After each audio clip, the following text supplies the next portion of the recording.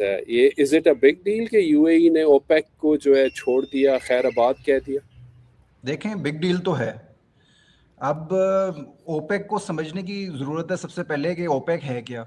ये बेसिकली जो oil producing जो कंट्रीज़ हैं उन्होंने अपनी एक ग्रुपिंग बनाई हुई है, और जो वेस्टर्न हमारे जो हैं दोस्त वो उसको कार्टेल भी कहते हैं। अब आपको भी पता है, हमें भी पता है, कार्टेल की तो नेगेटिव कॉनोटेशंस होती हैं। कार्टेल ये होता है कि ढेर सारी कंपनियां आपस में मिल जाएं, गठजोड़ हो उनका, और वो प्राइस सेटिंग किया करें। तो वेस्ट जो है वो ओपेक को उस एंगल से और लेंस से हमेशा देखता रहा है। अब ये कार्टेल है, अगर चलें for the sake of argument, तो ये कार्टेल करता क्या है?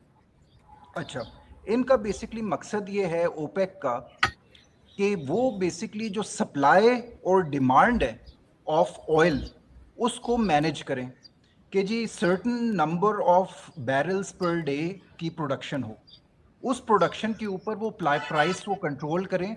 और जो प्राइस है वो जनरली आप नोट करेंगे कि अच्छे दिनों में $60 पर बैरल से लेके वो 85 के दरमियान में रहती है।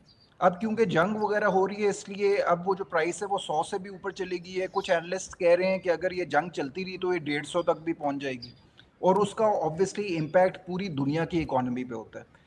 तो एक तो ओपेक का बेसिकली काम ये है कि वो जो सप्लाई है उसको कंट्रोल करते थे और करते हैं, और उसकी वजह से वो प्राइस को कंट्रोल कर रखते हैं उसके ऊपर। अब ये किस तरह होता है? अब ऑब्वियसली ओपेक के अंदर अगर 7-8 कंट्रीज हैं अगर, तो हर कंट्री को स्पेसिफिक कोटा मिला होता है। सऊदी अरेबिया के पास सबसे ज़्यादा कोटा है, उसके बाद ओपेक के अंदर इराक के पास है, और मेरे ख्याल में थर्ड लार्जेस्ट जो है वो यूएई है। अब यूएई और बाकी सऊदीया और जो बाकी जो जीसीसी कंट्रीज हैं उन्होंने बड़ा नुकसान उठाया है इस जंग में, और उनकी प्रोडक्शन भी रुक गई है, उनके प्रॉफिट्स वगैरह भी रुक गए हैं, रेवेन्यूज वगैरह भी रुक गए हैं। और पिछले कुछ सालों में यूएई जो है उसने अपनी प्रोडक्शन कैपेसिटी भी बढ़ा दी है। अब ओपेक में रहने की वजह से यूएई की जो प्रोडक्शन है वो कैप्ड थी, और अभी जो यूएई ने अपनी कैपेसिटी बना ली है वो अराउंड 500,000 बैरल्स अ डे के ऊपर है।